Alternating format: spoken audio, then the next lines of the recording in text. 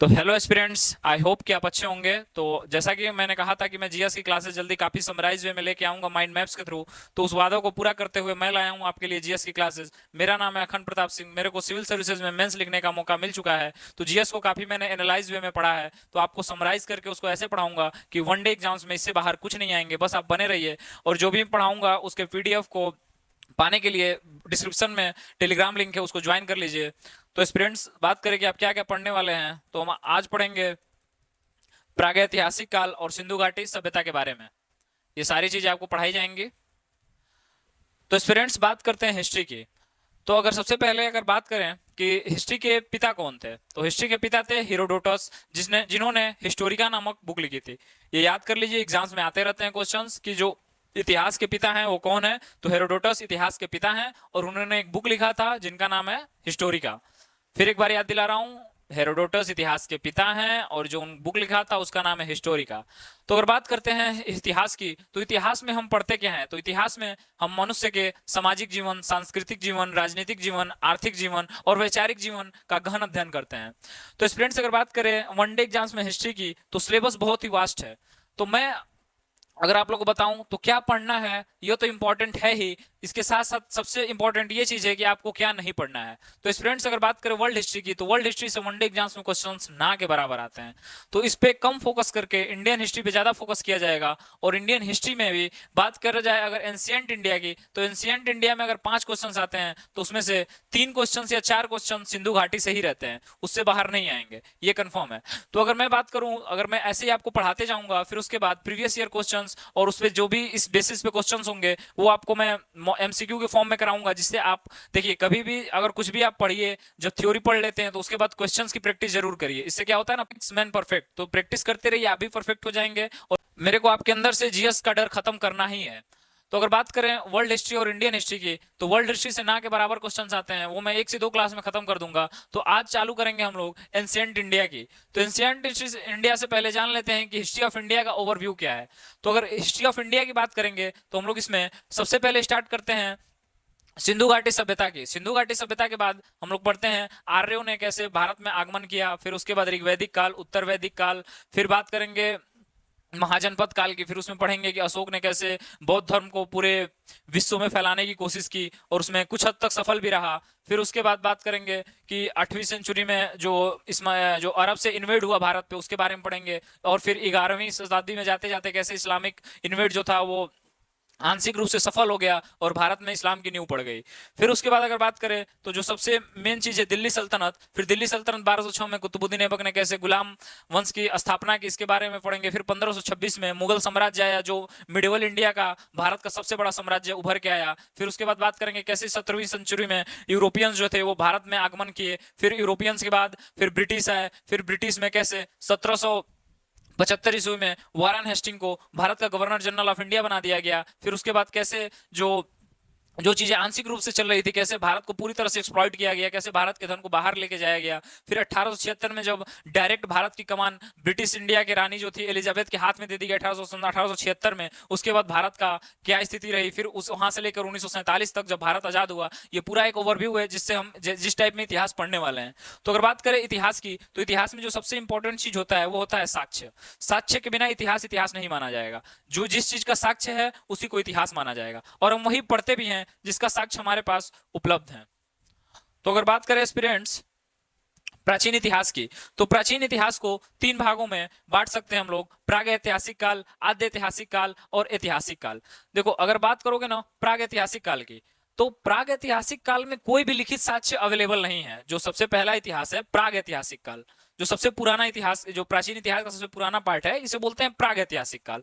तो प्राग ऐतिहासिक काल में कोई भी लिखित साक्ष्य है ही नहीं, तो इसको प्राग ऐतिहासिक काल कहते हैं। और फिर बात करते हैं जो सेकंड नंबर है वो है आद्य ऐतिहासिक काल। आद्य ऐतिहासिक काल वो काल आता है जिसमें चीजें तो हैं, मतलब जिसमें लिखित सामग्री हम लोग को मिल चुकी है, बट हम उतने शायद सक्षम नहीं है कि उसको पढ़ सकें, तो इसको कहते हैं आद्य ऐतिहासिक काल। फिर आता है ऐतिहासिक काल, जिसके लिखित साक्ष्य अवेलेबल भी हैं और हम लोगों ने उस चीज को एक्सप्लेन भी किया है, हम लोग पढ़ चुके हैं, यह होता है ऐतिहासिक काल। तो बात करें सबसे पहला प्राग ऐतिहासिक काल, जिसकी चीजें अवेलेबल ही नहीं है। फिर उसके बाद आएगा आद्य ऐतिहासिक काल, जिसकी चीजें अवेलेबल हैं बट हम पढ़ नहीं सके। फिर उसके बाद आएगा ऐतिहासिक काल, जिसका अवेलेबल भी है और हम पढ़ भी चुके हैं। तो उम्मीद है कि ये चीजें आपको समझ में आ गई होंगी। फिर अगर बात करें तो ये जितनी भी पीडीएफ है सब डिस्क्रिप्शन में टेलीग्राम लिंक है, उसको ज्वाइन कर लीजिए, उस पर मिल जाएंगे। और जो प्रीवियस ईयर क्वेश्चन इससे आए हैं वो मैं करा दूंगा और उसका पीडीएफ आपको मिल जाएगा। जीएस का डर खत्म कर दूंगा, ये मेरा प्रॉमिस है। फिर अगर बात करते हैं पूरा पाषाण काल की, तो देखो जो पूरा पाषाण काल है उसको पेलियोलिथिक एज कहते हैं। ये 30,000 से 10,000 बीसी, ये सोशल मीडिया वाला बीसी नहीं है, ये बिफोर द क्रिस्ट वाला बीसी है। तो अगर बात करें इसका, तो बीसी और एसी में समझा देता हूं पहले आप लोगों को बीसी समझा देता हूं मैं। यहां पे ईसा मसीह का जन्म हुआ, इसको आधार वर्ष माना जाता है, इसको माना जाता है एक।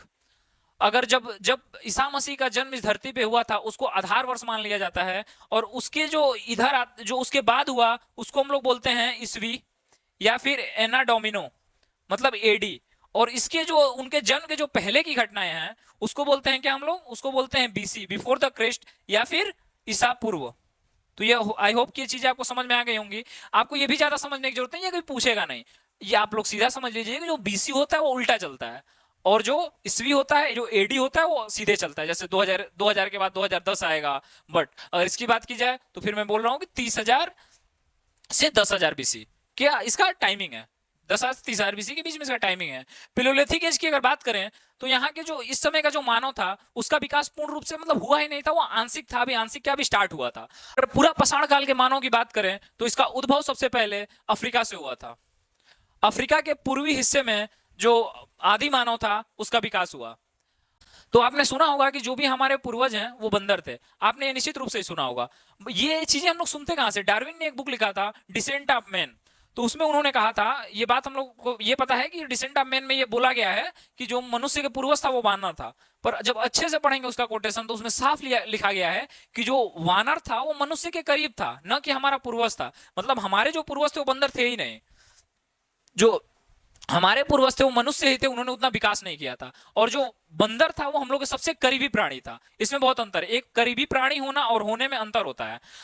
तो 1871 ईस्वी में डिसेंट ऑफ मैन बुक लिखा गया था। इस बुक को डार्विन ने लिखा था, ये बात आप याद रखिए। और फिर अगर बात करें तो जो मानव का विकास हुआ, अगर ये एग्जाम में हमेशा क्वेश्चन आता है वनडे में कि मानव के विकास का प्रारंभ कहां से हुआ था, तो आप बोलेंगे अफ्रीका से हुआ था। अगर काफी स्पेसिफिक क्वेश्चन आ सकता है तो पूर्वी अफ्रीका से हुआ था। नहीं तो आज तक जितने भी वनडे एग्जाम्स में देखा गया है उसमें अफ्रीका ही पूछा गया है, पूर्वी अफ्रीका का जिक्र कहीं नहीं देखने को मिलता है। तो अगर बात करें तो आज से 30 से 40,000 साल पहले मनुष्य ने अपने इवोल्यूशन की क्रिया में भाग लेना चालू कर दिया था। तो अगर बात करें सबसे पहले मनुष्य की तो इसको ऑस्ट्रेपिथेकस कहते हैं। जो ऑस्ट्रेपिथेकस माना हो ये झुककर चलता था। आप देख सकते हैं कि ये झुक के चल रहा है यहाँ पे, ये एनिमेशन के थ्रू आप समझ सकते हैं काफी अच्छे से, 3D इमेज है। तो अगर बात करें तो ये यहाँ पे झुक के चल रहा है, तो ऑस्ट्रोपिथेकस है। जो ऑस्ट्रोपिथेकस है यही ईस्ट अफ्रीका में रहता था। जो पूर्वी अफ्रीका का जो मानव था, जो पहला मानव था, यहीं से प्रारंभ हुआ हम लोग का इवोल्यूशन, वो ऑस्ट्रोपिथेकस ही था। याद कर लीजिए, पूछता है हमेशा कि जो मनुष्य का प्रारंभिक जो रूप था वो कौन सा था, तो आपको बोलना है ऑस्ट्रोपिथेकस था। ऑस्ट्रोपिथेकस था और वो ईस्ट अफ्रीका में रहता था। फिर उसके बाद हम लोगों ने थोड़ा सा झुक के चलने से सीधा हो गए हम लोग, और फिर हम लोग जावा मानव हो गए। और जावा मानव जावा द्वीप पे रहते थे। फिर उसके बाद पिकिंग मानव है। जो पिकिंग मानव थे वो चाइना में इनके अवशेष प्राप्त हुए हैं। ये क्वेश्चंस वनडे एग्जाम्स में नहीं आते हैं, वनडे एग्जाम्स में जो आएंगे मैं वहां पे आपको बता दूंगा। मैं सिर्फ आपको, फिर मैं बोला ना कि मैं रटाऊंगा नहीं, मैं समझाऊंगा कि धीरे धीरे चीजें इवोल्यूट कैसे होंगे, वो भी समराइज वे में। ये नहीं कि आपको पूरा मैं पीएचडी करा दूंगा, पीएचडी कराने के नहीं बैठा हूं मैं, यहाँ पे आया हूं तो आपके एग्जाम को क्रैक कराने के लिए। अगर फिर बात करें पिकिंग की, तो पिकिंग जो था वो चाइना में था।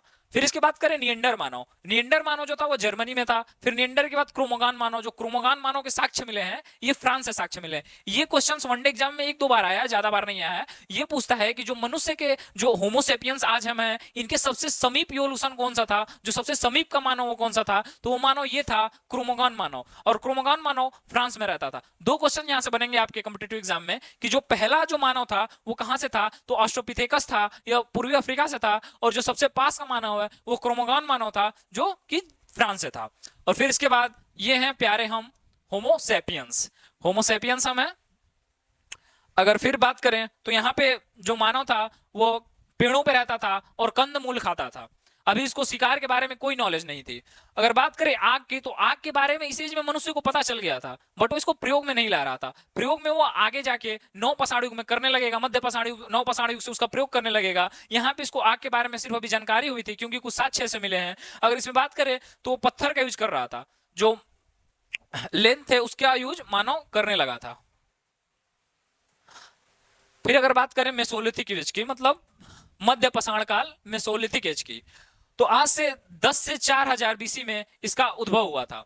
अगर बात करें यहाँ पे, तो यहाँ पे जो मनुष्य था वो कंदमूल से हट के आखेटक बन गया था, अर्थात शिकारी बन गया था। आप यहाँ पे देख सकते हैं कि ये कैसे मानो पत्थर के हथियार से एक हाथी का शिकार कर रहा है। हमारे पूर्वज काफी स्ट्रांग थे।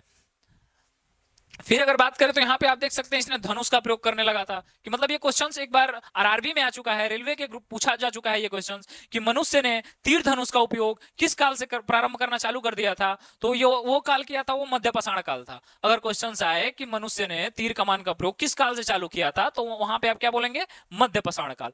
मध्य पाषाण काल से चालू कर दिया था। यहाँ पे जो था ये आखेटक बन चुका था, शिकारी बन चुका था, पशुपालक बन चुका था। देखो बहुत सारे एग्जाम्स मैंने, वनडे एग्जाम्स के मैंने प्रीवियस ईयर में पढ़ाने से पहले काफी मैंने रिसर्च किया है, तो मैं पाया हूं कि मतलब 10 से 15 बार ये क्वेश्चन आ चुका है कि मनुष्य ने सबसे पहले किस जानवर को पालतू बनाया। तो क्या होगा, कुत्ता। कुत्ते को मनुष्य ने सबसे पहले पालतू जानवर बनाया। पर 2-3 एग्जाम में ये भी पूछा जा चुका है कि कुत्ते को ऑप्शन से हटा दिया। उसने सोचा कि रुको थोड़ा बच्चों को गुमराह करते हैं, बच्चों के इंटेलिजेंसी को देखते हैं, पर ये नहीं जानता था कि उनका टीचर यहाँ पे है जो कवर करा देगा। अगर उस एग्जाम में क्या पूछा था, कुत्ते को ऑप्शन से हटा दिया है कि मनुष्य का पालतू जानवर, पहला पालतू जानवर था और कुत्ता ऑप्शन से गायब है। तब आप क्या लिखेंगे, तब आप लिखेंगे घोड़ा। जो मनुष्य ने कुत्ते के बाद अगर किसी को पालतू जानवर बनाया सबसे पहले तो घोड़ा था, फिर घोड़े के बाद बिल्ली को बनाया। तो बिल्ली नहीं आया था, घोड़े में काम हो जाएगा आपका। तो मैं फिर बोल रहा हूं, मैं उतना ही पढ़ाऊंगा जितना एग्जाम में आता है। हाँ, और पूछा गया था एग्जाम में, ये एसएससी एमटीएस में पूछा जा चुका है कि जो मनुष्य ने कृषि किया था, जो मनुष्य की कृषि के साक्ष्य सबसे पहले कहां से मिले हैं। तो जो कृषि के साक्ष्य मिले हैं मध्य पाषाणी युग के, वो आदमगढ़ में मिले हैं। और आदमगढ़ आपका कहां है, तो आपका आदमगढ़ मध्य प्रदेश में पड़ता है। फिर एक बार मैं रिवीजन करा दे रहा हूं मध्य पाषाण काल का। मध्य पाषाण काल की टाइमिंग 10,000 से 4,000 बीसी है। यहाँ पे आखेटक हो चुका था मनुष्य जो था। फिर वो उसने क्या किया कि शिकार चालू कर दिया, तीर धनुष से शिकार चालू किया। फिर उसके बाद उसने कुत्ते को पालतू बनाया, फिर कुत्ते के बाद घोड़े को पालतू बनाया, घोड़े के बाद फिर उसने बिल्ली को पालतू बनाया। और जो साक्ष्य मिले हैं वो आदमगढ़ से मिले हैं। और आदमगढ़ कहाँ है, मध्य प्रदेश में है। तो आई होप कि आपको समझ में आ गया होगा, और नहीं समझ में आया होगा तो एक बार वीडियो को पीछे करिए और फिर से देख लीजिए। बट मेरे को नहीं लगता इसकी नीड है, और इसका पीडीएफ टेलीग्राम पे मिल जाएगा। एक बार रिवाइज कर लीजिएगा, सारी चीजें कंप्लीट हो जाएंगी। अगर इसमें चीजें कुछ बच जाती हैं तो मैं प्रीवियस ईयर क्वेश्चन अभी कराऊंगा और फिर एमसीक्यू कराऊंगा। पार्ट 2 में पूरा कवर कर लिया जाएगा, एक भी चीज छूटेगा नहीं। अब फिर बात करते हैं नवपाषाण काल की। यहाँ पे मानव इवोल्यूट कर गया। यहाँ पे जो न्यूलिथिक एज इसको बोलते हैं, ये 4000 से 2500 इसकी टाइमिंग है, याद रखिएगा। 4000 से 2500 इसकी टाइमिंग है न्यूलिथिक एज की। तो इसमें बात करें तो किसान जो था, वो आदिमानव जो था वो किसान बन गया था।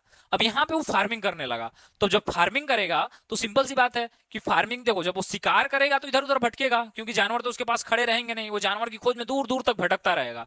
पर जब वो फार्मिंग करेगा तो उसको अस्थायी रूप से रहना पड़ेगा। तो मतलब समझ रहे हो इसका, कि मतलब यहाँ पे अब वो घर बनाएगा, अपना एक घर बनाएगा, खेती करेगा, वहां पे रहेगा। तो फिर बगल में लोग उसका देख के खेती करेंगे, ऐसे धीरे धीरे धीरे धीरे एक गांव का निर्माण होगा। तो मनुष्य गांव का निर्माण कब करने लगा, नवपाषाणिक काल में। क्यों करने लगा, क्योंकि यहां से वो खेती करने लगा। तो यहाँ पे वो फार्मिंग करने लगा। गेहूं और जौ, जो सबसे पहले खेती किया था वो, उसमें गेहूं और जौ मुख्य रूप से था। और ये क्वेश्चन आ चुका है एसएससी में कि जो गेहूं और जौ के साक्ष्य थे वो सबसे पहले कहां पे मिले हैं। तो आप क्या बोलेंगे, मेहरगढ़ पाकिस्तान। फिर मैं बोल रहा हूं कि एसएससी में पूछा जा चुका है ये चीज कि गेहूं और जौ के साक्ष्य सबसे पहले कहां पे मिले हैं। तो आप बोलेंगे मेहरगढ़ पाकिस्तान में मिले हैं। और नवपाषाणिक काल ये स्थल है। फिर अगर बात करें तो चूंकि मानव धीरे धीरे इवॉल्व हो रहा था, तो उसने पहिए का आविष्कार किसमें किया। अब अनाज है, उसने अनाज उगाया, तो अनाज को एक जगह से दूसरे जगह पे ट्रांसपोर्ट करना होगा। अब चीजें अस्थायी होने लगी तो उसने पहिए का खोज कर लिया। और पहिए और आग की खोज ने जो मनुष्य के जीवन में क्रांति उस समय की लाया, मैं आपको एक्सप्लेन भी नहीं कर सकता हूं। यहां से इनका जीवन बदलने लगा धीरे धीरे। अब देखिए एक क्वेश्चन आता है कि सबसे पहले किस धातु का खोज मानव ने किया था। तो वो था तांबा। जो सबसे पहले मानव यूज किया जो धातु, तो वो यूज किया तांबा। पर एक क्वेश्चन इसमें से हमेशा पूछा जाता है, या आरआरबी ग्रुप डी और एसएससी सीएचएसएल में पूछा जा चुका है ये क्वेश्चंस, कि किस धातु का ज्ञान प्रागैतिहासिक काल के मानव को नहीं था। फिर मैं बोल रहा हूं, किस धातु का ज्ञान नहीं था। तांबा का ज्ञान था, तो कौन सा धातु था जिसका ज्ञान नहीं था। उसमें 3 ऑप्शन दिए जाएंगे, तो उसमें जो लोहा का ऑप्शन होगा आपको उसको सही टिक करना होगा। क्योंकि प्रागैतिहासिक काल के मानव को जो आयरन था, जो लोहा था, उसके बारे में बिल्कुल भी जानकारी नहीं थी। लोहे के बारे में इनको जानकारी नहीं थी। अब यहाँ पे आप देख सकते हैं कि ये शिकार के लिए इन्होंने कुत्तों का प्रयोग चालू कर दिया। मतलब कुत्ते शिकार को घेर सकते थे, कुत्ते काफी तेज थे, और फिर ये अपने तीर धनुष और फिर अपने हथियारों से शिकार करने लगे। और यहाँ पे देख लीजिए चच्चा कुछ बना रहे हैं, क्या बना रहे हैं नहीं पता है, कुछ बना रहे हैं चच्चा। ये आदिमानव ही है, हमारे पूर्वज हैं ये। अब यहाँ पे जो नौ पसाणिक युग था, यहाँ पे मनुष्य ने श्रृंगार के बारे में जान गया, मनुष्य श्रृंगार करने लगा था, वो ऑर्नामेंट्स के बारे में जान गया कि श्रृंगार क्या होता है। अब आप सोच रहे होंगे कि ये कौन है, तो ये बिना मेकअप और बिना फिल्टर के एंजल प्रिया हैं। नहीं मजाक कर रहा हूं, ये है जो ये नौ पसाणिक कोई महिला का तस्वीर है जो कि श्रृंगार के बारे में जान रही, कुछ लगा लिए भभूत भूत टाइप कुछ लगाई है चेहरा पे अपने ये। फिर अगर बात करें तो प्रे, जो प्रे की बात करें अगर, तो नौ पसाणी युग में जो मानव था वो पूजा करने लगा था, वो प्राकृतिक रूप से पूजा करता था, वो प्रकृति की पूजा करता था। इसका कोई साक्ष्य नहीं मिला है, हाँ, पर इतने साक्ष्य जरूर मिले हैं। आने वाले टाइम में सिंधु घाटी सभ्यता में साक्ष्य मिल चुके हैं कि वो प्रकृति की पूजा करते थे, पर यहाँ पे भी अभी किसी गॉड के बारे में कोई साक्ष्य नहीं मिलते हैं। तो यह गेस किया जाता है पुरातात्विक विभाग के द्वारा कि जो पूजा होता था वो नेचर का होता था। फिर यहाँ पे देखा गया है कि जब स्टोन जो था वो आगे से उतना नुकीला नहीं होता था। स्टोन आप देखते होंगे कि पत्थर जो होता है ना वो नुकीला नहीं होता है। तो यहाँ पे जो नौ पसाणिक मानव था उसने क्या किया कि हड्डी को हथियार बना लिया। हड्डी काफी नुकीला होता था, जानवर को मारा, खाया, उसका जो हड्डी बचा फिर उससे दूसरे जानवर को मारा, यहाँ ये चेन बनाता चला गया। काफी इंटेलिजेंट था ये मानव। अगर नौ पसाण काल के बारे में बात करें तो जो प्री हिस्ट्री है उसको 3 कालों में बांटा जाता है, स्टोन एज, ब्रॉन्ज एज और आयरन एज। तो स्टोन एज में बात करें तो वहीं फिर आपका आ जाएगा पेलियोलिथिक एज, मेसोलिथिक एज और नियोलिथिक एज।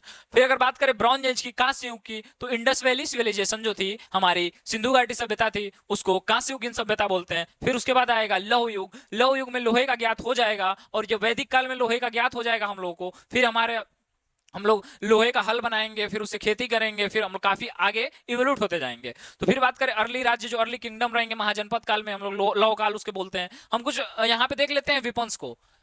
ये देखिए, ये लकड़ी का डंडा है उसमें लगा दिया गया है पत्थर को और हथियार बना दिया गया है। फिर ये आप देख सकते हैं कि कैसे स्टोन्स के जो हथियार हैं ये प्रयोग में लाए जाते थे।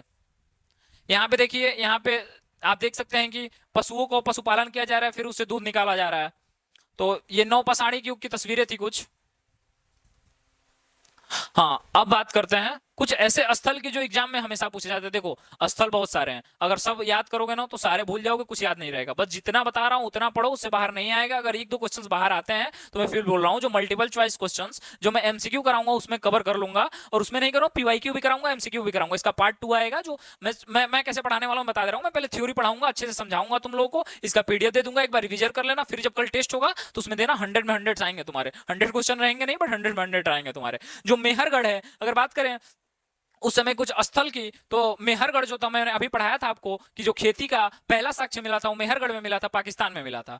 फिर अगर बात करें कश्मीर के बुर्ज होम की, तो इसमें सबसे पहले मानव कब्र को साक्ष्य मिला है। मानव कब्र का साक्ष्य जो सबसे पहले मिला वो कहां मिला है? कश्मीर के बुर्ज होम में मानव साक्ष्य मिला है। कोल्डी हवा, कोल्डी हवा इसलिए इंपॉर्टेंट है क्योंकि पूरे विश्व में कोल्डी हवा ही वो ऐसा स्थान है जहां पे चावल के साक्ष्य सबसे पहले मिले थे। ये सिर्फ भारत ही नहीं अपितु पूरे विश्व का ऐसा स्थान है जहां पे चावल का जो अस्तित्व था सबसे पहले पाया गया था। फिर बात करते हैं भीमबेटका की। भीमबेटका मध्य प्रदेश का एक जगह है, यहाँ पे लोग गुफाओं में घर बना के रहते थे, इसलिए भीमबेटका बहुत ज्यादा, भीमबेटका से 3 या 4 बार एसएससी में पूछा जा चुका है भीमबेटका से क्वेश्चंस। तो भीमबेटका में गुफा घर जो था वो था, और यह जगह कहाँ है? ये मध्य प्रदेश में है। एक बार पीडीएफ से जरूर रिवीजन कर लेना, टेलीग्राम पे मैं भेज दूंगा पीडीएफ।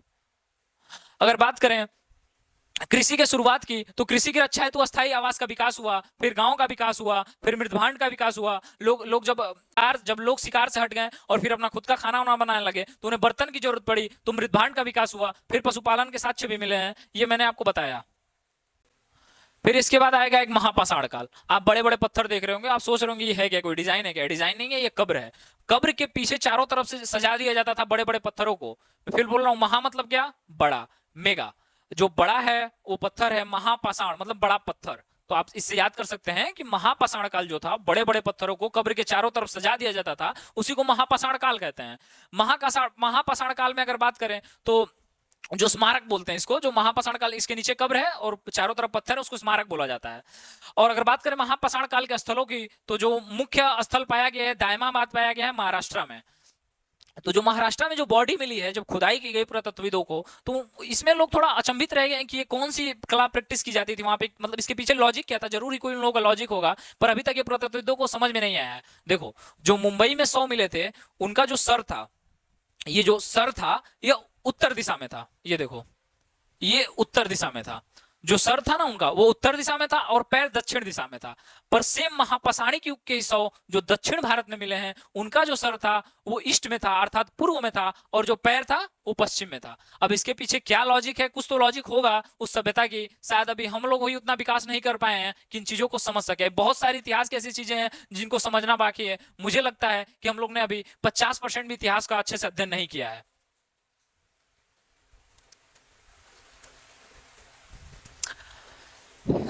अब बात करते हैं सिंधु घाटी सभ्यता की। देखो, अगर सबसे कोई इंपॉर्टेंट चैप्टर है अभी तक तो वो सिंधु घाटी सभ्यता है। तुम ये खुद फील करोगे कि जितने भी क्वेश्चंस आएंगे वनडे एग्जाम्स में, जितने भी क्वेश्चंस एंशिएंट इंडिया से आएंगे ना, उसमें से 80% जो होंगे वो कहां से होंगे? सिंधु घाटी सभ्यता से होंगे। इससे बाहर नहीं आएंगे। सिंधु घाटी सभ्यता से बहुत सारे क्वेश्चंस आते हैं। तो सिंधु घाटी सभ्यता में जो पहले अगर बात करते हैं तो इसका भौगोलिक परिदृश्य समझ लेते हैं कि जियोग्राफिकल जो है कि ये कहां से कहां तक है और कैसे है। तो ये क्वेश्चन हमेशा आता है कि पूछ देगा क्वेश्चन, पता है कैसे? कि जो दक्षिणी जो सिंधु घाटी का दक्षिणतम भाग है उसको बताइए, जो सबसे पूर्व में भाग है उसको बताइए, जो सबसे उत्तर में भाग है उसको बताइए, जो सबसे पश्चिम में भाग है उसको बताइए। तो ये आप बहुत आसानी से बता सकते हो। इस मैप को एक बार ध्यान से देखना और एक पीडीएफ डाउनलोड कर लेना है और उसमें ध्यान से देखना, पूरी चीजें याद हो जाएंगी और मैं रिवीजन करा दूंगा फिर। तो जो सबसे जो उत्तर में पास है वो है चिनाब नदी। चिनाब नदी के पास एक मांडा है जो अखनूर जिला में पड़ता है, जम्मू कश्मीर में। तो जो सबसे उत्तर का स्थान है वो क्या है? मांडा। ऐसे याद कर लो। और कुछ क्वेश्चंस में यही आता है कि मांडा, मांडा जो है वो कौन सा भाग है? तो सबसे ऊपर का भाग है, उत्तर का भाग है। जो सबसे उत्तर का भाग है वो क्या है? मांडा। जो सबसे उत्तर का भाग है वो है मांडा। अब फिर बात करें अगर सबसे दक्षिण के भाग की, तो सबसे दक्षिण का भाग जो है वो है दायमाबाद। दायमाबाद नर्मदा नदी के तट पे है। महाराष्ट्र से नर्मदा नदी निकलती है तो वहां से क्रॉस होती है। तो नर्मदा नदी जो महाराष्ट्र में है वो दक्षिणतम भाग है। 10 से दक्षिण, 10 से दायमाबाद। अगर ऑप्शन में आए 10 से दक्षिण, 10 से दायमाबाद, मार देना, सही हो जाएगा। फिर अगर बात करें सबसे पश्चिमी भाग की, तो सबसे जो पश्चिमी भाग है वो है सुतकंडोर, दास नदी के तट पे। ये मत याद करो, ये याद कर लो बस, सुतकंडोर। जो सबसे पश्चिमतम भाग है वो क्या है? सुतकंडोर। और सबसे जो पूर्वी भाग है वो है तुम्हारा आलमगीरपुर, उत्तर प्रदेश में है, हिंडन नदी के तट पे। तो फिर एक बार रिवीजन करा देता हूं। अगर सबसे उत्तरी पूछे तो क्या है आपका? वो है आपका चिनाब नदी के तट पे मांडा। अगर सबसे दक्षिणी पूछे तो आप क्या बताओगे? दायमाबाद। अगर सबसे पूर्वी पूछे तो क्या बताओगे? सबसे पश्चिमी पूछे तो क्या बताओगे? सुतकंडोर। अगर सबसे पूर्वी पूछे तो आलमगीरपुर, हिंडन नदी के तट पे, मेरठ जिले में पड़ता है। तो आई होप कि क्लियर होगा। अगर सबसे उत्तरी पूछे तो क्या बताओगे? मांडा। सबसे निचली पूछे, सबसे दक्षिणी पूछे तो क्या बचाओगे? दायमाबाद। सबसे पूर्वी पूछे तो क्या बताओगे? आलमगीरपुर। और सबसे पश्चिमी पूछे तो क्या बताओगे? सुतकंडोर। तो अगर नेक्स्ट बात करें सिंधु घाटी सभ्यता में ही, ये देखो, ये पता है क्या है? ये सारे जो इमेजेस हैं ये सिंधु घाटी सभ्यता के हैं। मतलब तुम सोचो उस समय ये कितनी विकास कर गई थी सभ्यता। देखो, जो इसके पहले हम लोगों ने क्या पढ़ा? नवपाषाण काल पढ़ा और भी बहुत चीजें पढ़ा, पर उसमें कहीं भी सभ्यता का नाम नहीं आया। बस ये सिंधु घाटी को ही हम सभ्यता बोलते हैं और किसी को सभ्यता नहीं बोलते हैं। वैदिक काल है, ऋग्वैदिक काल है, महाजनपद काल है। क्योंकि जितना सभ्यता को इंग्लिश में कहते हैं सिविलाइजेशन, तो सिविलाइज्ड, ये काफी लोग सिविलाइज्ड थे, मतलब इतने अच्छे से ये लोग रहते थे कि अभी तक हम लोग उतने अच्छे से नहीं रह पा रहे हैं। आज भी भारत में बात करें तो नए नए जो सिटी बसाए जा रहे हैं, जैसे चंडीगढ़ की बात कर लो, नोएडा की बात कर लो, ये प्री प्लान सिटी है। मतलब इन लोगों को एक एक चीज डिसाइड कर लिया गया सरकार के द्वारा कि हाँ यहाँ से सीवर आएगा। इंक्रोचमेंट जो होता है, अतिक्रमण, यहाँ पे नहीं किया जा सकता है। कि मतलब गाँव में देखो, अभी भी इंडिया में देखो तो क्या करते हैं लोग कि रोड को पूरा अपने जमीन के ऐसे ना घेर और लिए लोग कब्जा कर लेते हैं लोग। तो ये जो जहाँ पे प्री प्लान सिटी होती है ना, वहां पे लोग इंक्रोचमेंट जो होता है, जो अतिक्रमण होता है, वो लगा ही नहीं पाएंगे। क्योंकि सरकार ने एक एक चीज को फिक्स कर रखा है पहले ही कि यहाँ पे सीवर रहेगा, यहाँ पे पार्किंग रहेगी, वहां पे ट्रैफिक लाइट रहेगी, तो वहां पे अतिक्रमण नहीं होता है। तो देखो, ये उस समय सोचो, उस समय मतलब लोग थे ये काफी सिविलाइज्ड थे। इन लोगों ने जो प्री प्लान सिटी बसाया हुआ था, इन लोगों को एक एक चीज इन लोगों को फिक्स था कि यहाँ से गाड़ी जाएगी, बैलगाड़ी, दोनों तरफ लाइनें बनी हैं। उस समय इन्होंने उन्होंने इस समय ईंट का प्रयोग किया। इन लोगों का ड्रेनेज सिस्टम था कि नाली में कहां से क्या जाएगा, एक एक चीज इन लोगों का कंफर्म था। ये देखो यहाँ पे ये स्विमिंग पूल भी इन लोगों के पास था। सोचो आज भी केवल कुछ ही लोगों के पास इंडिया में स्विमिंग पूल है, इन लोगों के पास स्विमिंग पूल था उस टाइम पे। ये देख लो, ये ड्रेनेज सिस्टम है और ये है। ये इमेज बहुत ही खास है। ये जो इमेज है ये एआई द्वारा बनाया गया है। हमने पूछा एआई से ये हम लोग खुद ही एआई के द्वारा जनरेट किए इमेज। तो हम लोगों ने पूछा कि सिंधु घाटी जो सभ्यता है वो अगर अभी भी रहती तो 2030 में कैसी दिखती। तो एआई फ्यूचर प्रेडिक्ट नहीं करता है, बट पता नहीं क्यों कैसे ये बना के दे दिया है। ये देखो एआई ने बताया है कि आर्टिफिशियल इंटेलिजेंस ने इसको बनाया है इस इमेज को, और उसने बताया कि अगर 2030 तक सिंधु घाटी सभ्यता रहती तो आज ऐसी दिखती। देख रहे हो कितना शानदार सकते हैं इस सभ्यता के ट्रेड की। ये उस समय बोट से, नाव से जाके व्यापार किया करते थे दूसरे देशों के साथ।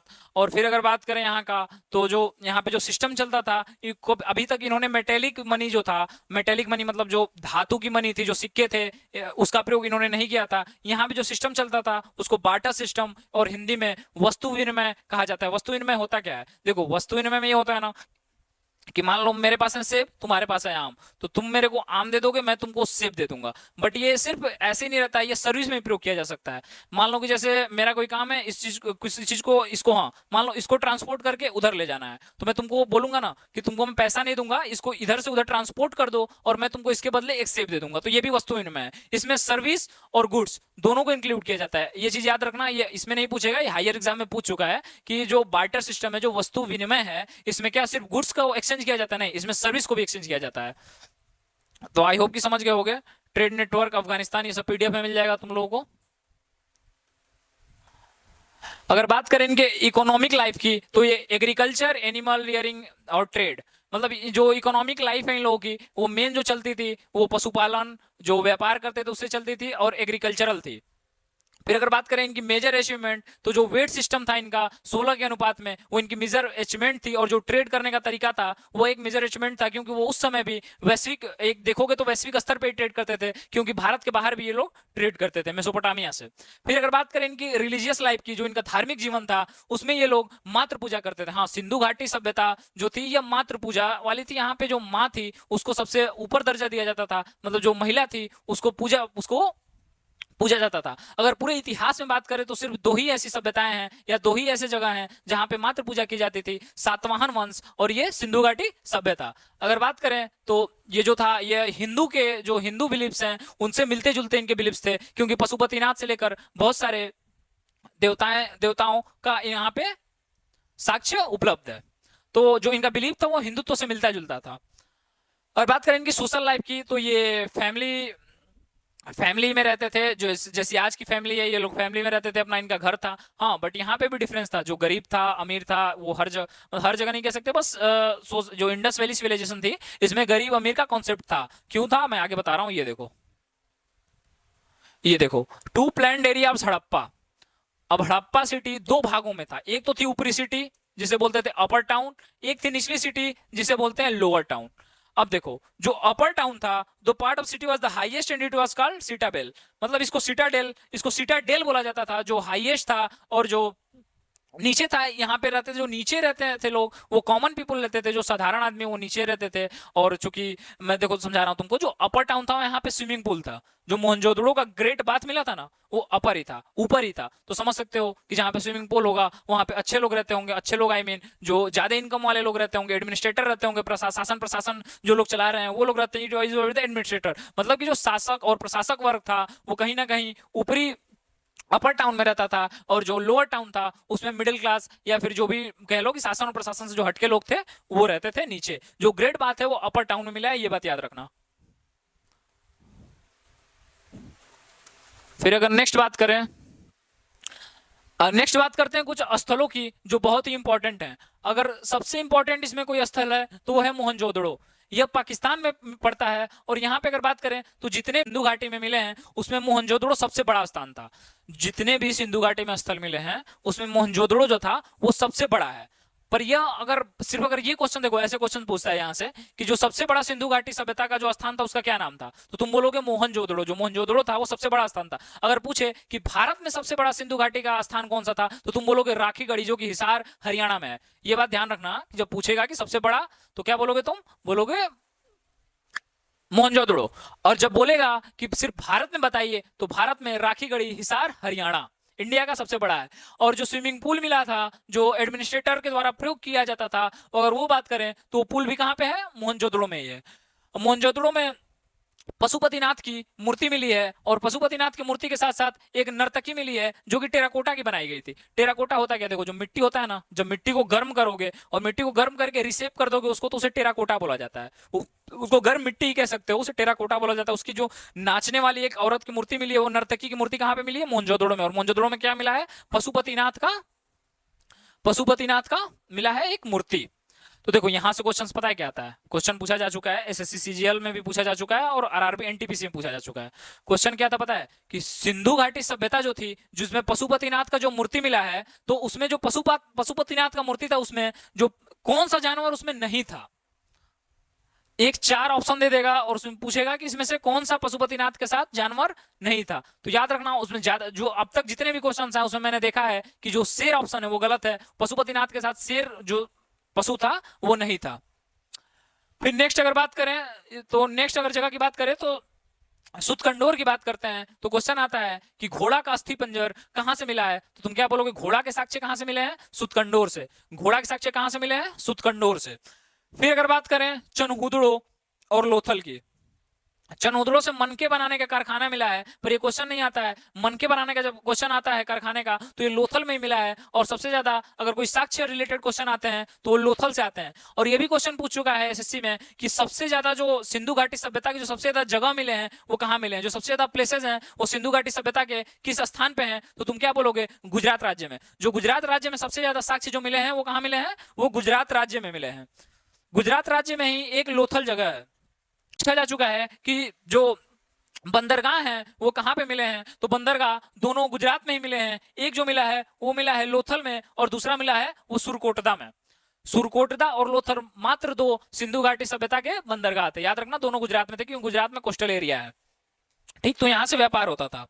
अगर बात करें अग्निकुंड, मनके कारखाने और राइस, देखो लोथल से ज्यादा क्वेश्चन आते हैं, मैं फिर रिपीट कर रहा हूं, लोथल से सबसे ज्यादा क्वेश्चन आएंगे सिंधु घाटी सभ्यता में अगर साक्ष्य रिलेटेड क्वेश्चन आएंगे तो देखो लोथल सबसे पहले क्या था, बंदरगाह था। दूसरे पे लोथल में क्या मिला था, लोथल में मिला था तुमको अग्निकुंड, मनके के कारखाने, और चावल की जो चावल के साक्ष्य मिले हैं सबसे पहले वो कहां पे मिला था, चावल भी लोथल के तुम्हारे कहां मिले हैं, लोथल में। अग्निकुंड कहां मिला है, लोथल में। बंदरगाह कहां पे है, लोथल में। और चावल के साक्ष्य कहां मिले हैं, लोथल में। लोथल कहां पे है, गुजरात में। फिर अगर बात करें कालीबंगा की, देखो कालीबंगा राजस्थान का एक जगह है, यहां पे क्या मिले हैं, तो यहां पे जूते हुए खेत मिले हैं। तो मतलब हल का ज्ञान था तभी जूते हुए खेत मिले हैं। तो ये क्वेश्चन आता है कि जूते हुए खेत के साक्ष्य कहां पे मिलते हैं, तो जूते हुए खेल के साक्ष्य जो मिलते हैं वो मिलते हैं आपके राजस्थान के कालीबंगा में। कालीबंगा में ईंट की नक्काशी, मतलब ईंट का प्रयोग तो उस समय करते ही थे, साथ ही साथ इनको इतना भी नॉलेज था कि ईंट के ऊपर डिजाइन भी था। जैसे देखते हो ना आजकल के ईंटों पे लिखा रहता है ये शर्मा ईंट, जो भी ईंटों पे छोटा सा ऐसा लोगो लगा, गांव के लड़के समझ सकते हैं इसको। तो वहां पे जो जुते हुए खेत के साथ साथ नक्काशी भरे ईंट मिले हैं, मतलब ईंटों पे डिजाइन बना देते थे ये लोग। सोचो कितनी आगे की ये सभ्यता थी। फिर अग्निकुंड यहाँ पे मिला है, लोथल में मिला है। तो मैंने आपको इसमें लोथल याद रखना है, मोहनजोदड़ो याद रखना है। तो क्वेश्चन यहाँ से क्या आएंगे, एक बार रिवाइज करा देता हूं कि मोहनजोदड़ो में क्या क्या मिला था, नर्तकी, जो नर्तकी थी सिरकोटदा की बनी, टेराकोटा की जो नर्तकी बनी थी कहाँ पे मिली थी, मोहनजोदड़ो में। पशुपतिनाथ का जो मूर्ति मिला था वो कहाँ पे मिला था, मोहनजोदड़ो में। जो स्विमिंग पूल था वो कहाँ पे मिला था, मोहनजोदड़ो में। और मोहनजोदड़ो सबसे बड़ा स्पेस था वो क्या था, यहाँ का सबसे बड़ा जगह मोहनजोदड़ो था। पर भारत की बात करें तो क्या था, हिसार में पड़ने वाला राखीगढ़ी हरियाणा का जो था वो सबसे बड़ा था। अगर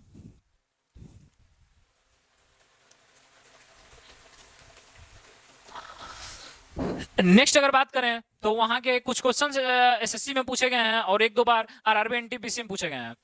तो अगर बात करते हैं स्थल नदी और उत्खननकर्ता की, स्थल नदी और उत्खननकर्ता की बात करें तो एसएससी और एनटीपीसी में क्वेश्चन पूछे जा चुके हैं और 2 बार जीडी में क्वेश्चन आया था।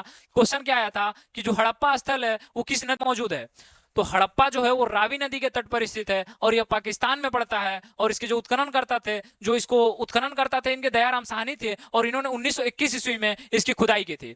एक बार फिर मैं बोल रहा हूं, जो हड़प्पा है वो पाकिस्तान में पड़ता है और पाकिस्तान में के पास किस नदी के किनारे है, रावी नदी के किनारे हड़प्पा पड़ता है। और जो इसके उत्खनन करता थे दयाराम साहनी थे, 1921 में इन्होंने खुदाई की थी। फिर अगर बात करें मोहनजोदड़ो की, तो मोहनजोदड़ो से क्वेश्चन आता है कि मोहनजोदड़ो किस नदी के किनारे स्थित है, तो मोहनजोदड़ो सिंधु नदी के किनारे स्थित है। इसकी खोज किसने की थी, तो राखलदास बनर्जी ने की थी। और किस ईस्वी में की थी, तो 1922 में की थी। फिर एक बार, जो मोहनजोदड़ो है वो सिंधु नदी के किनारे स्थित है और इसकी खुदाई जो की थी वो किसने की थी, मोहनजोदड़ो बनर्जी ने सन 1922 ईस्वी में।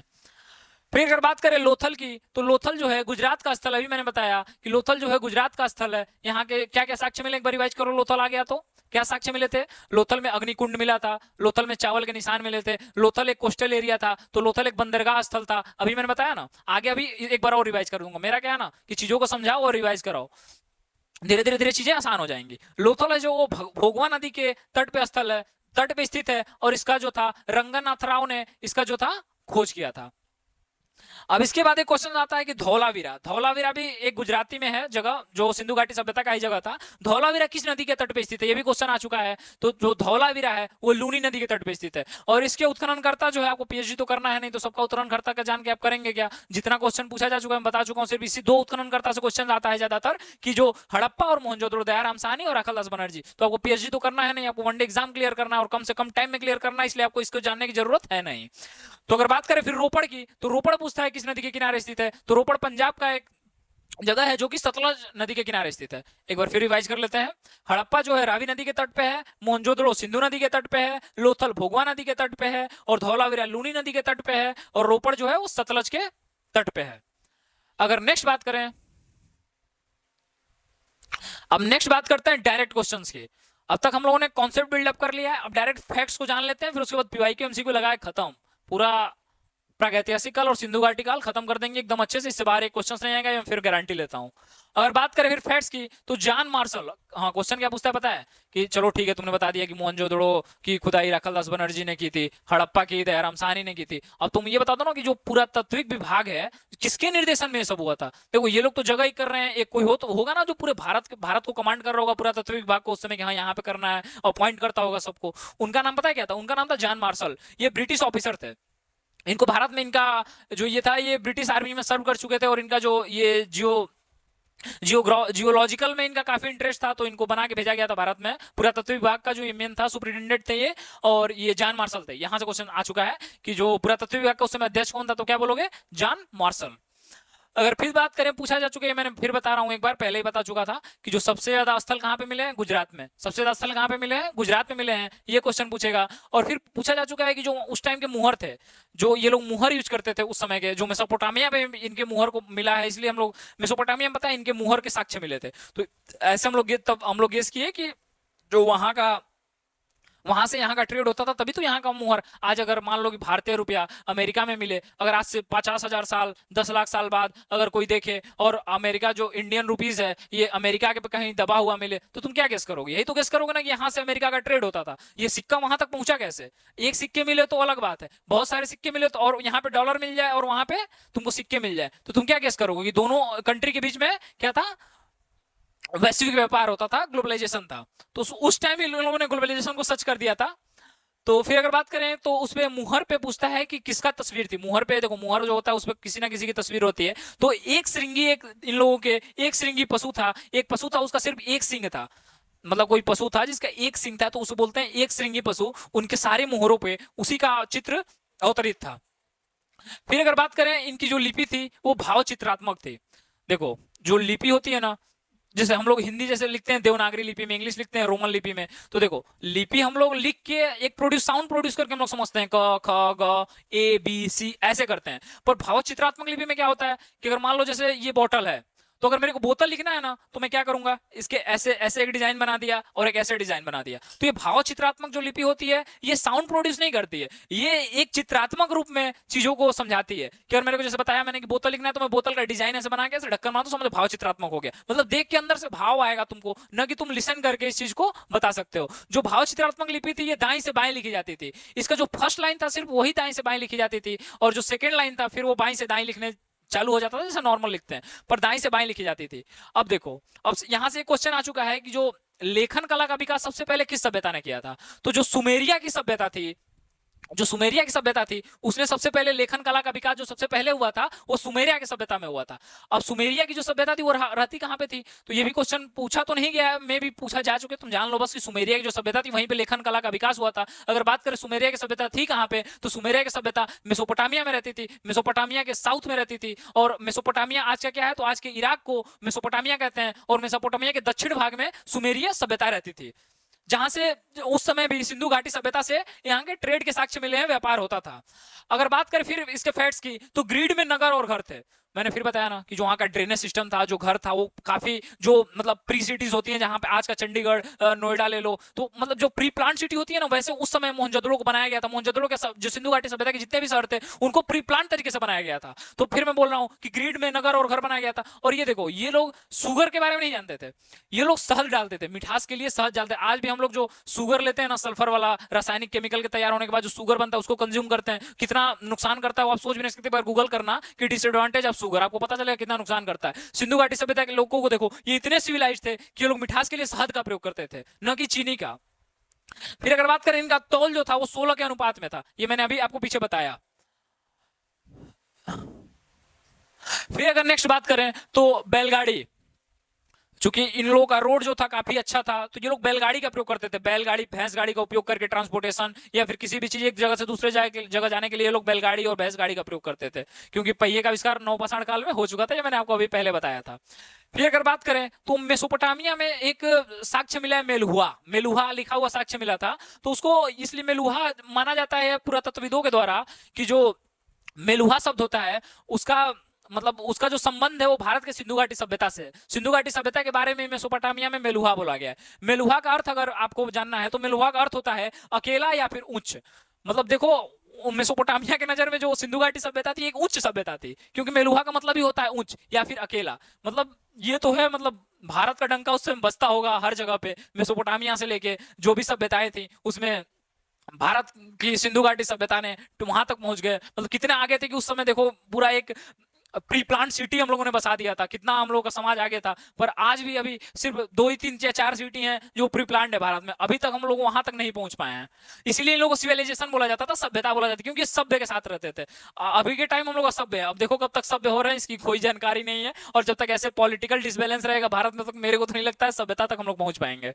फिर अगर बात करें नेक्स्ट की, तो इनके जो बर्तन होते थे वो लाल मिट्टी के बर्तन होते थे। और जो टेराकोटा अभी मैंने बताया ना, जब मिट्टी को गर्म करते हैं तो टेराकोटा बनता है, उससे ये लोग मूर्ति बनाते थे। और आग में मिट्टी को पका जब दोगे तो वो टेराकोटा बन जाएगा। मिट्टी को ही जब गर्म करके उसको अलग शेप में ला दोगे तो उसको टेराकोटा कहते हैं। और यहाँ पे जो भी सिंधु घाटी सभ्यता में बर्तन मिले हैं वो किसके मिले हैं? वो टेराकोटा के मिले हैं। वो किस कलर के मिले हैं? लाल कलर के मिले हैं। पर उसके जो ऊपर का कवर था, जो आवरण था, वो ब्लैक कलर का था। मतलब काले मृदभांड ऊपर से थे और अंदर से लाल थे। तो क्वेश्चन ये पूछता है कि जो वहां पे मृदभांड पाए गए थे सिंधु घाटी सभ्यता में वो कैसे थे? तो वहां पे लाल ऑप्शन रहता है और आपको लाल पे टिक लगाना है। अगर बात करें पर्दा प्रथा की, तो उस समय सिंधु घाटी सभ्यता में पर्दा प्रथा भी था। पर्दा एक अरबी शब्द है, इसका मतलब होता है छिपाना। मतलब कि पर्दा जो प्रयोग हुआ सबसे पहले, पर्दा का मतलब ही होता है कि अपने आप को किसी के निगाहों से छिपाना, या छिपाना। जो पर्दा का प्रयोग होता था वो किसी के निगाहों से, मतलब पुरुषों के निगाहों से अपने आप को छिपाने के लिए स्त्रियां पर्दा का प्रयोग करती थी। तो पर्दा प्रथा का प्रचलन था, वैश्यावृत्ति का प्रचलन था। उस समय सिंधु घाटी सभ्यता में भी वैश्यावृत्ति का प्रचलन पूर्ण रूप से था और इसके साक्ष्य भी मिल चुके हैं। अगर बात करें इस समय की, तो इस समय सबसे ज्यादा वैश्यावृत्ति किस कंट्री में होती है? तो थाईलैंड में होती है, उसके बाद कंबोडिया में होती है, और इसमें चाइना भी है। इसमें भारत का स्थान टॉप 50 में है, टॉप 10 में नहीं है। अगर फिर बात करें फैक्ट्स की, तो शव जलाने का, और यहाँ पे अभी ये पता नहीं चल, यहाँ पे शव जलाया भी जाता था और शव को दफनाया भी जाता था। अगर बात करें शवों को दफनाने की, तो शव हड़प्पा में दफनाया जाता। डिफाइन करा देता हूँ, हड़प्पा की खोज किसने की थी? दयाराम साहनी ने। हड़प्पा किस नदी के तट पे है? तो रावी नदी के तट पे है। फिर बात करें अगर मोहनजोदड़ो में, तो मोहनजोदड़ो में शवों को जला दिया जाता था। एक बार फिर रिमाइंड कराता हूँ, मोहनजोदड़ो किस नदी के तट पे स्थित था? ये कमेंट करके बताओ। और इसकी खोज किसने की थी? राखलदास बनर्जी ने 1922 में।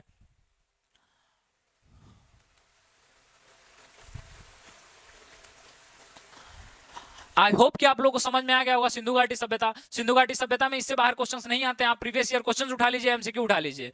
जितने भी वनडे एग्जाम्स हैं, एसएससी, आरआरबी, जीडी या फिर जितने भी सीएचएसएल वसएल आते हैं, इससे बाहर सिंधु घाटी सभ्यता शायद मैंने तो नहीं देखा है। अगर 1-2 क्वेश्चंस होंगे भी तो अभी मैं पीवाईक्यू कराऊंगा और फिर एमसीक्यू कराऊंगा, उसमें उसको पूरा करा दूंगा। क्योंकि मेरा लक्ष्य है कि कम से कम समय में अच्छे से समराइज वे में आपको हिस्ट्री पढ़ा दिया जाए और सिर्फ न रटाया जाए, चीजों को समझाया जाए, कहानी के फॉर्मेट में बताया जाए, जिससे आप भी किसी और को पढ़ा सके, समझा सके। जिस दिन आपके अंदर ये काबिलियत आ गई ना कि आप चीजों को पढ़ के किसी को पढ़ा सकते हैं, उस दिन आप समझ लीजिए कि आपके एक भी क्वेश्चन हिस्ट्री के तो गलत नहीं होने वाले, हिस्ट्री के किसी भी सब्जेक्ट के गलत नहीं होने वाले हैं। तो कभी भी ऐसे पढ़िए कि दूसरों को पढ़ा सकें। Thank you so much, thank you class में बनने के लिए। और फिर आपको एमसीक्यू और प्रीवियस ईयर क्वेश्चन जल्दी मिल जाएंगे। और फिर अगर बात करें, अगर इसके आपको टेलीग्राम पे जरूर ज्वाइन कर लीजिएगा, इस चैनल को सब्सक्राइब कर लीजिएगा, क्योंकि ऐसे क्वेश्चन आते रहते हैं यहाँ पे। अगर बात करें आपकी मैथ की, तो मैथ आप आकाश सर से पढ़ के जरूर देखिए। इस चैनल के प्लेलिस्ट में आपको मिल जाएगा, कंप्लीट मैथ फ्री में पढ़ाया जा रहा है आकाश सर के द्वारा। आकाश सर ने खुद 10+ एग्जाम्स, वनडे एग्जाम्स को क्रैक किया हुआ है, उनका सीजीएल में सिलेक्शन हो चुका है, वो काफी अच्छे से आपको मैथ पढ़ा देंगे। तो एक बार ये वीडियो देखने के बाद जरूर प्लेलिस्ट में जाके आकाश सर के मैथ के बैच को देखिए, आपको ये भी मैथ को काफी अच्छे समझाते हैं। और जीएस के लिए बने रहिए मेरे साथ। Thank you so much.